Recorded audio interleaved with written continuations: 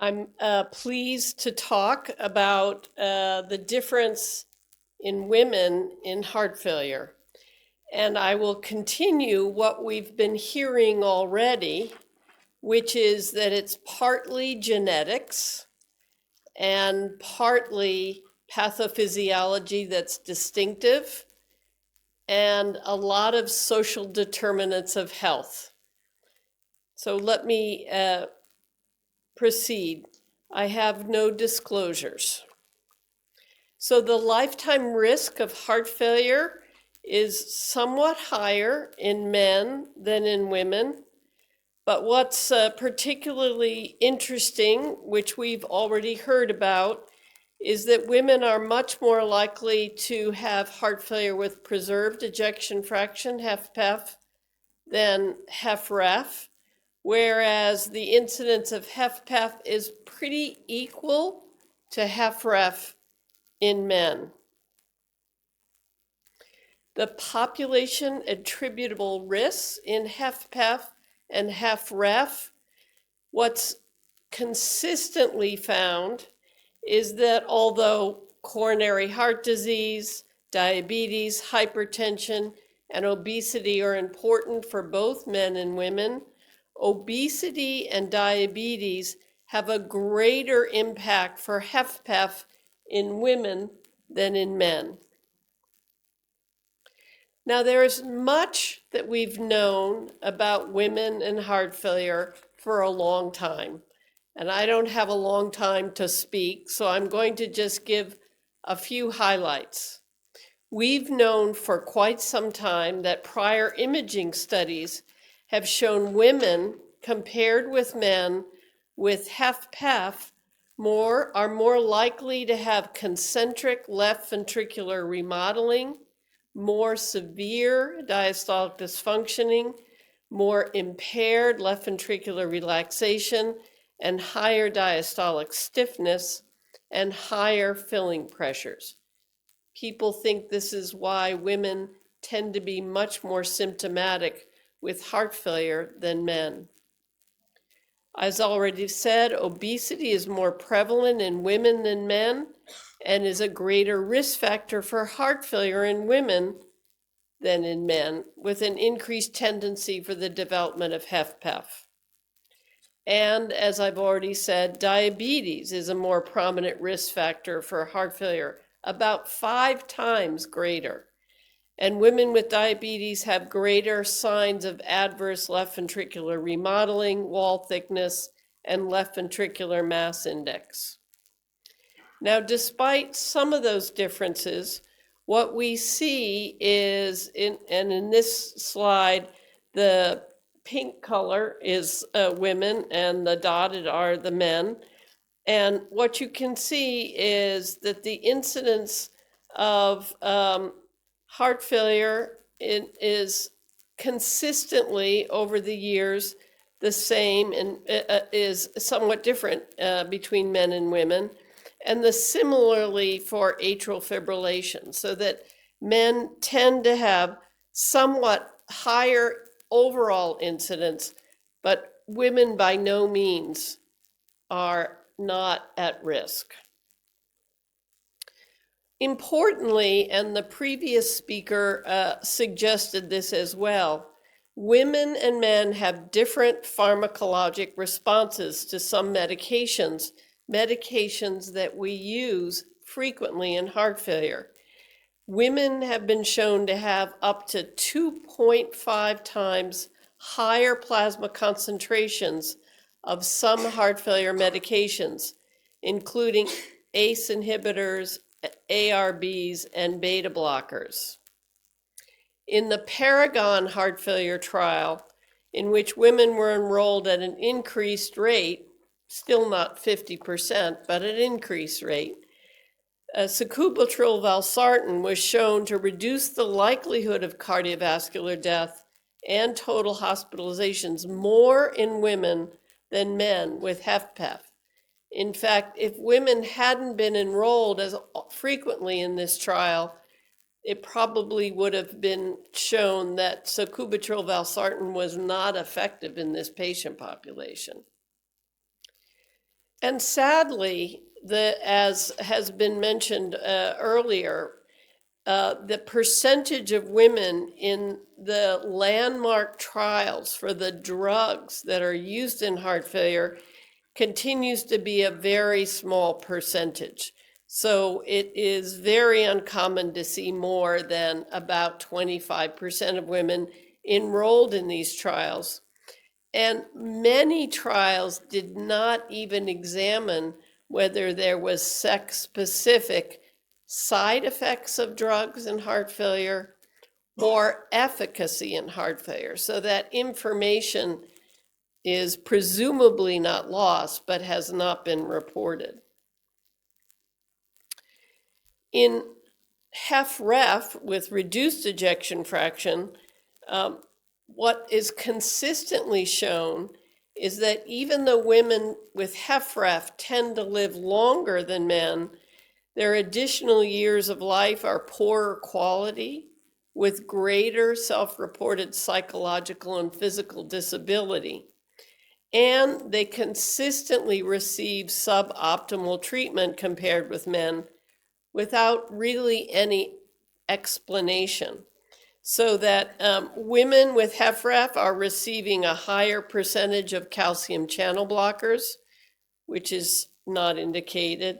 They're less often anticoagulated for atrial fibrillation, and they're less often to receive CRT, cardiac resynchronization, with or without a defibrillator.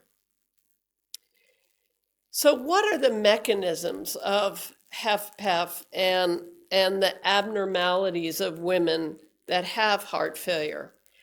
So there's some interesting data that show that women have a greater predisposition to endothelial inflammation and coronary microvascular dysfunction, and that there are sex differences in the immune response, with women generally exhibiting greater pro-inflammatory cytokines, activation of inflammatory T cells, heightened inflammation with greater levels of inflammatory markers, and in female myocardium, an upregulation of pro-inflammatory gene expression.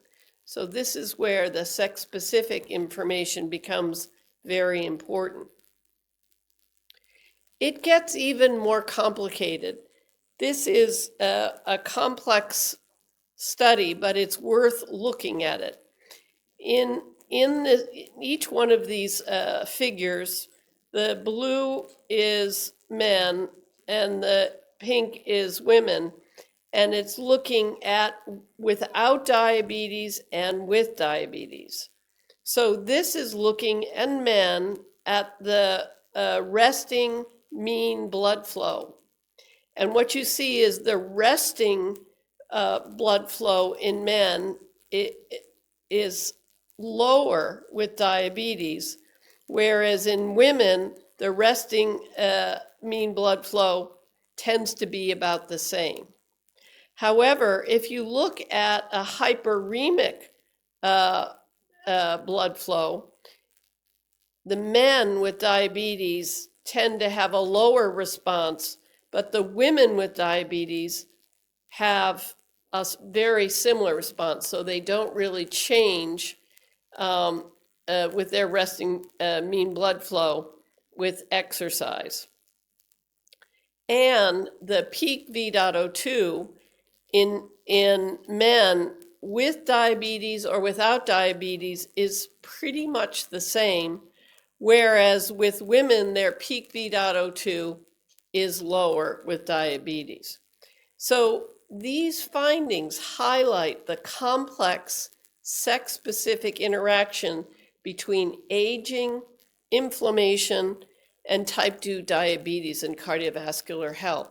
So it's not straightforward to understand the role of diabetes in women versus men.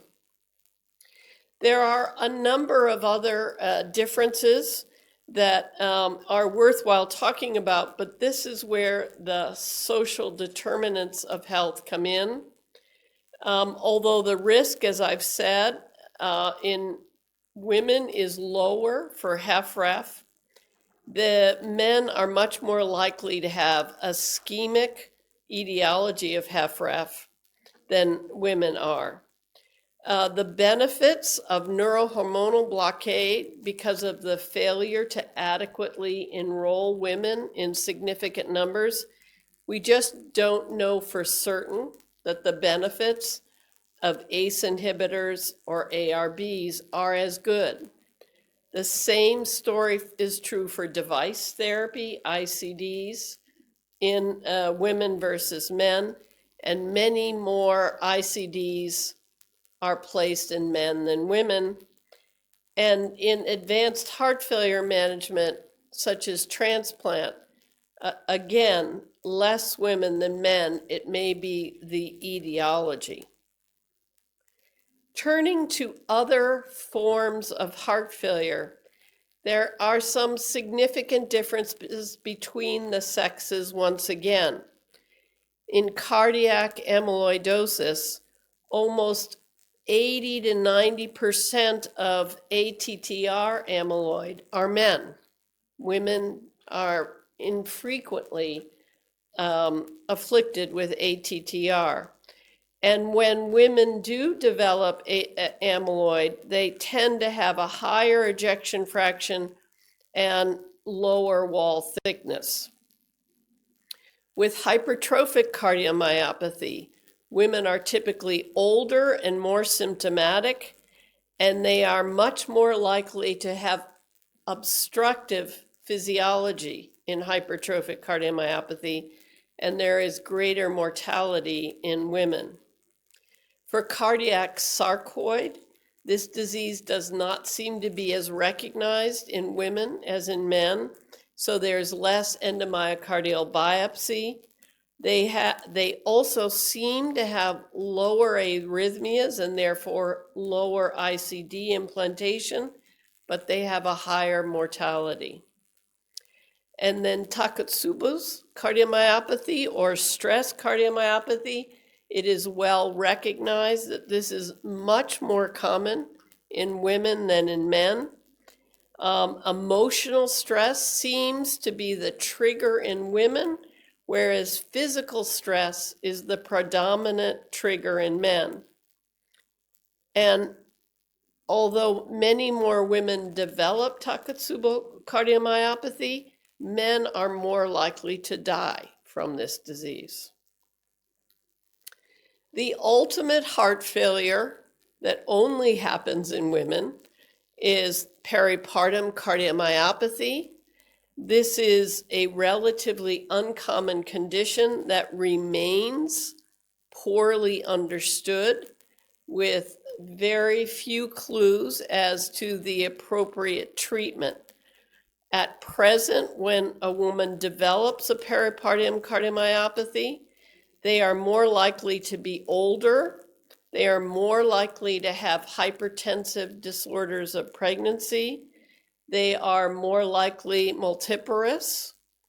And in at least our country, they're more likely to be African American. This is typically in the early postpartum period. They typically dilate their left ventricle and with a low ejection fraction. And the treatment at current time is to use guideline-directed medical therapy. And there's been a lot of interest in prolactin inhibition, and there is an ongoing trial looking at prolactin inhibitors for the treatment of this disease. So how do we prevent heart failure in women? Well, it depends on whether it's HFpEF or HFrEF. In HFpEF, since so much of the disease seems to be related to diabetes, hypertension, and obesity, there's a lot of attention at weight loss, blood pressure control, and control of diabetes. Exercise is a very key therapeutic maneuver in these patients. although in my country, women are less likely to be sent to cardiac rehabilitation than men. So this is where the GLP-1s have become so important, is reducing weight, which likewise reduces blood pressure and controls diabetes. In heart failure with reduced ejection fraction, there's increasing knowledge about the genetic determinants of cardiomyopathy in HFrEF. And so it becomes much more important to proceed with a family history and looking at the family's incidence of cardiomyopathy so that the cycle of continued passing down of abnormal genes. And in HFrEF, again, pregnancy heart health is extremely important. So in conclusion, as you've heard from the other speakers today, women don't seem to be enrolled in clinical trials. There are many more questions we have about the proper treatment and the adverse effects of drugs. They are not given the same therapies as their male counterparts. And there are so many pathophysiologic abnormalities that are poorly understood. So my colleagues and I wrote an editorial comment several years ago that said women with heart failure are unheard, untreated, and unstudied. So my take-home message to you is to listen and treat and study. So thank you very much.